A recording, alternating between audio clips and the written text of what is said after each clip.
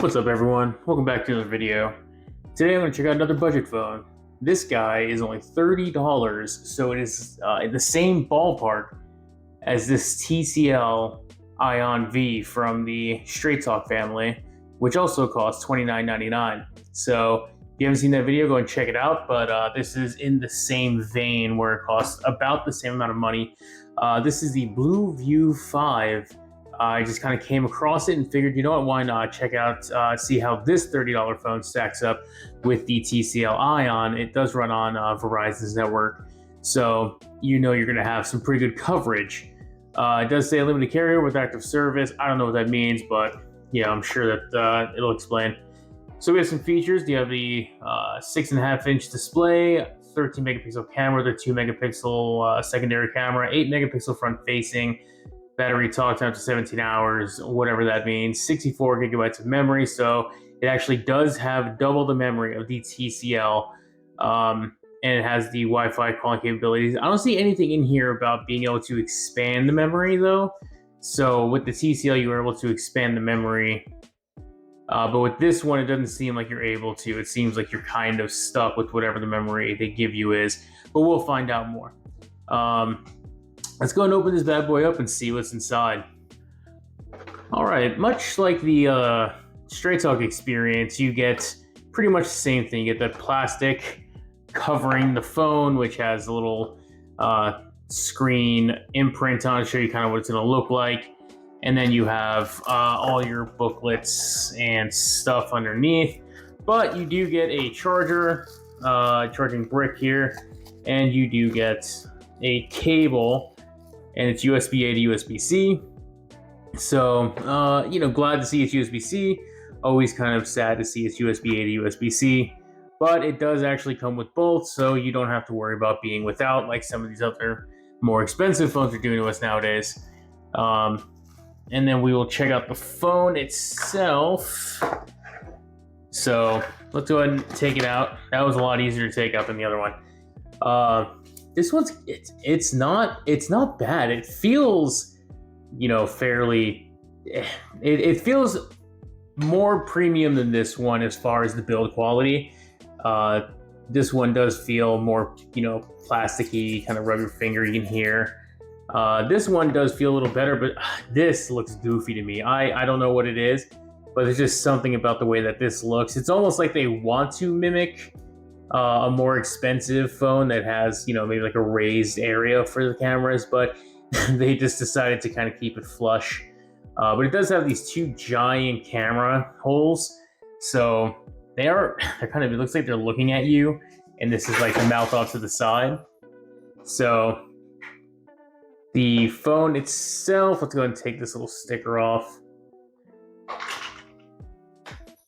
Wow, that sticker is actually really on there.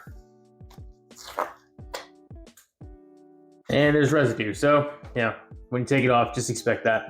Let's go and take this front screen off, and it doesn't have a removable battery like the TCL Ion, so don't expect to be able to change out the battery like you can in this one if you were to buy another one like on Amazon or something. So that is kind of a downside, but it does feel a little nicer because of it. Let's go and power it on and see how the screen compares to our TCL Ion. I was kind of impressed with the Ion because I was expecting something cheaper, but the included battery that you can just kind of change yourself is a nice touch in my opinion. And it didn't sound too bad when I played some sounds on it and whatnot, but it's certainly not premium. I mean, you're paying a very small price for it, so don't expect to get the best. But just, oh wow, okay, honestly, side by side, just kind of looking at the two of them, I would say that this one looks like it's already brighter and a little better of a panel, but we'll see. Let me go and set it up and we'll find out. All right, guys, I have this Blue View 5 set up.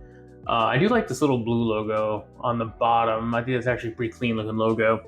And just kind of holding on to the phone, which I will say this phone took a while to set up. So if you guys are planning on buying this phone, be aware that it is probably one of the slowest things I've ever had to set up. I don't know if it's just because the processor in it is just really low end, or if it was me carrying over the 4 apps that this thing couldn't handle. I don't know, but it wasn't fantastic. It was a little annoying. But speaking of, some of these processor issues, let's go ahead and just talk about the features in this, and I'll put up the specs here. We have a MediaTek Helio A22 12 nanometer chip, a 6.5 inch HD IPS 720p display, 4,000 milliamp hour battery. It does run Android 14, so you are getting what is currently the newest version of Android, but Android 15 is around the corner. And once again, just like with every budget phone, I don't really know what Blue's track record is as far as future updates. So buy at your own risk with that. Check out some of their past stuff. But I definitely would say it does at least come with Android 14, so that is a absolute plus. 64 gigabytes of internal memory with 3 gigabytes of RAM, so the RAM situation is a little low. Don't expect to be playing some high-end games on this. Don't expect to be playing some mid-level games on here either. I don't think this can be a great gaming phone, so if you are trying to play some lower-end games, I think you'll be okay. It has a 13 megapixel camera, a 2 megapixel macro camera, a 8 megapixel front selfie here, which, I actually kind of like that design, to be honest, that teardrop design. And it records at 1080p, 30 frames per second, so it's not the fastest or the best, but it'll definitely get the job done.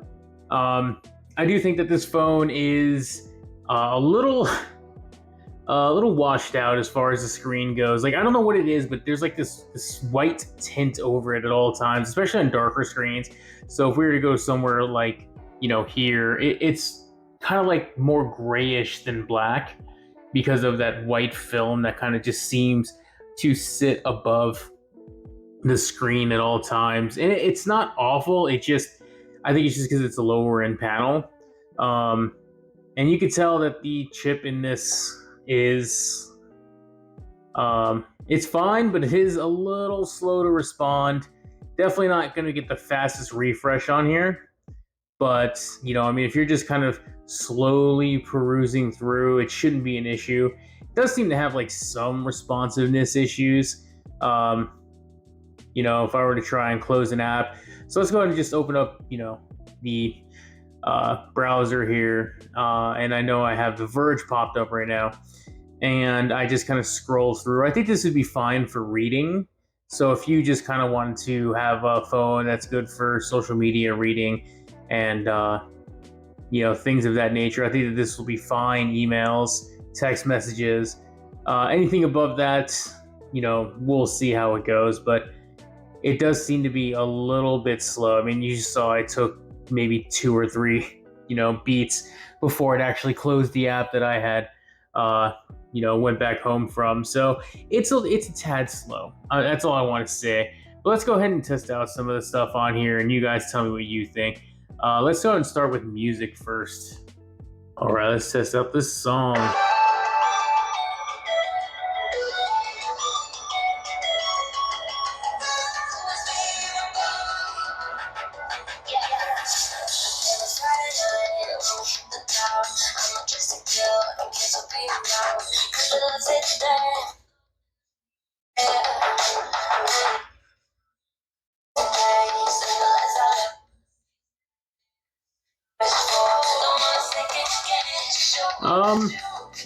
Yeah, it's not bad. It's not awful. The sound on this, it is a little reliant on this single speaker down here to it's just very easy to block these holes. I don't know if it's just the way they designed it, but these 3 holes are, it's very easy to kind of suffocate the sound. So it's plenty loud overall.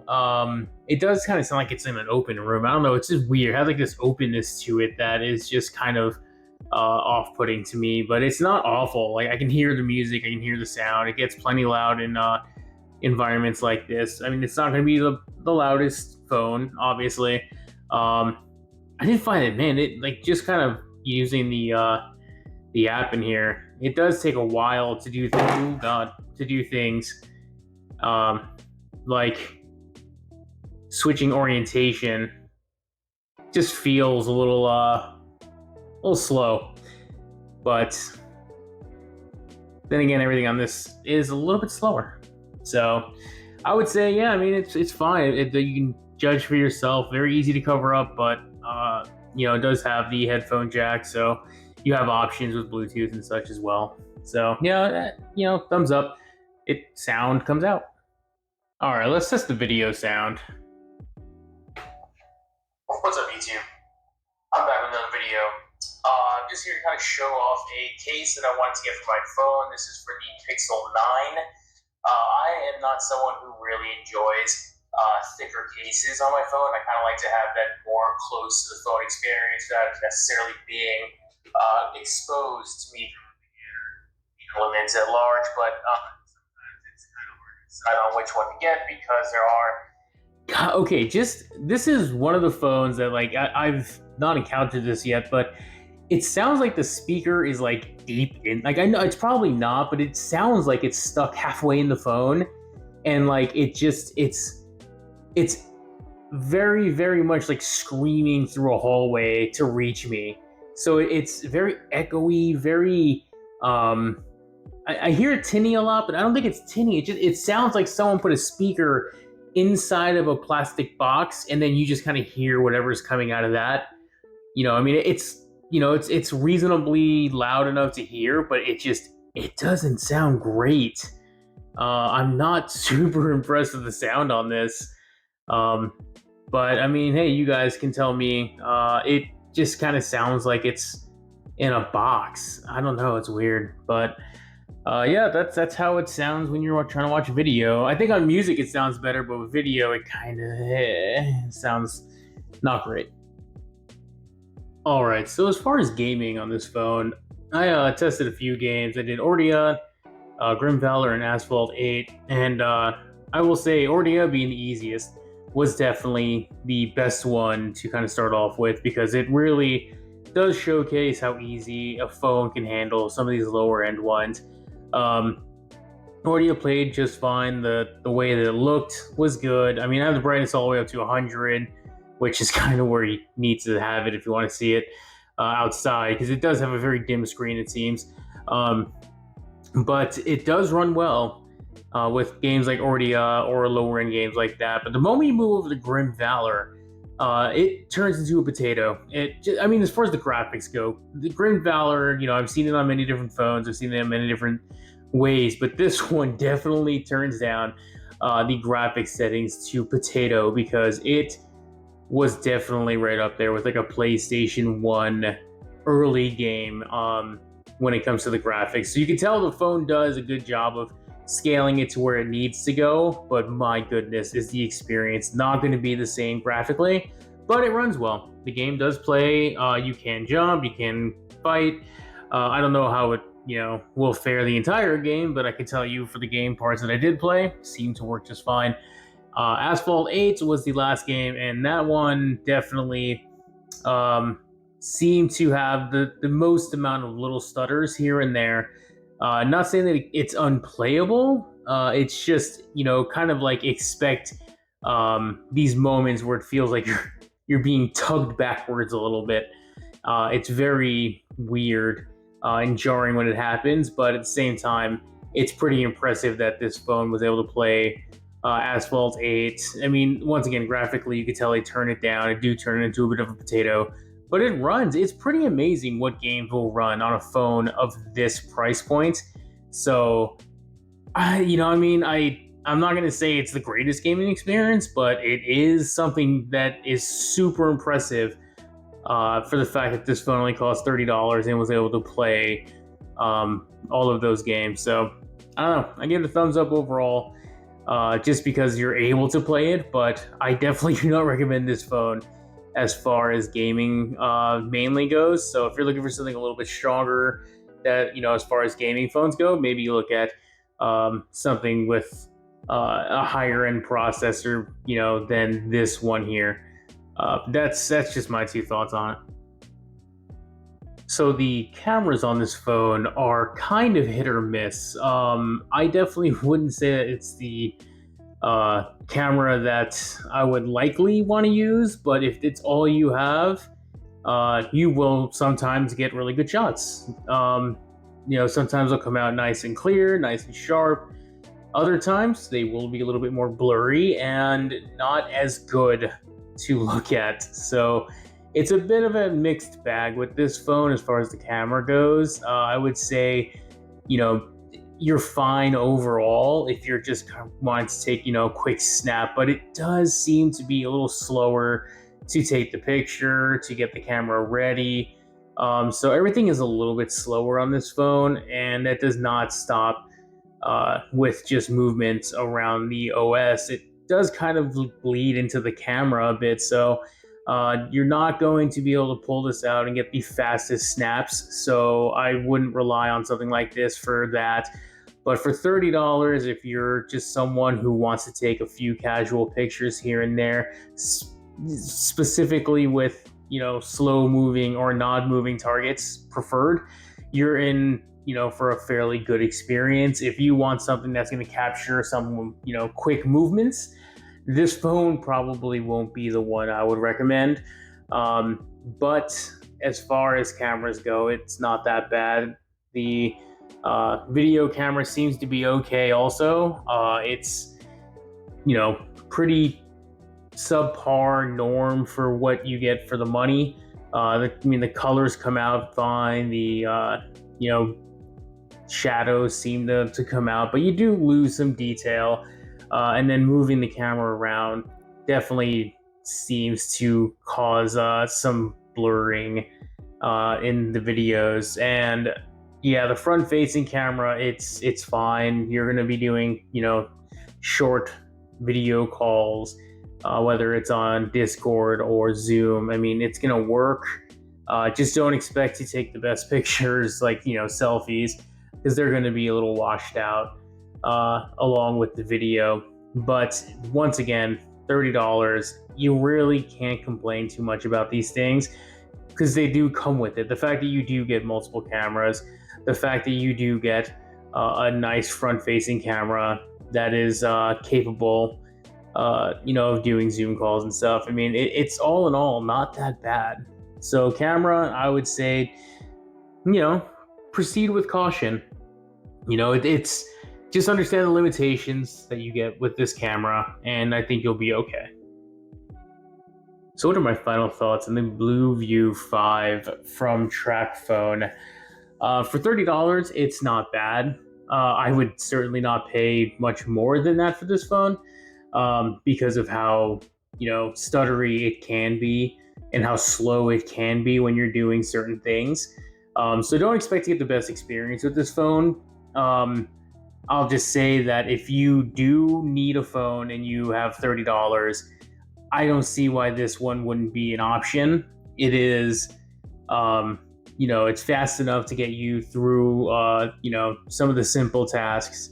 I was able to play some games on here, so I can't really fault it on that.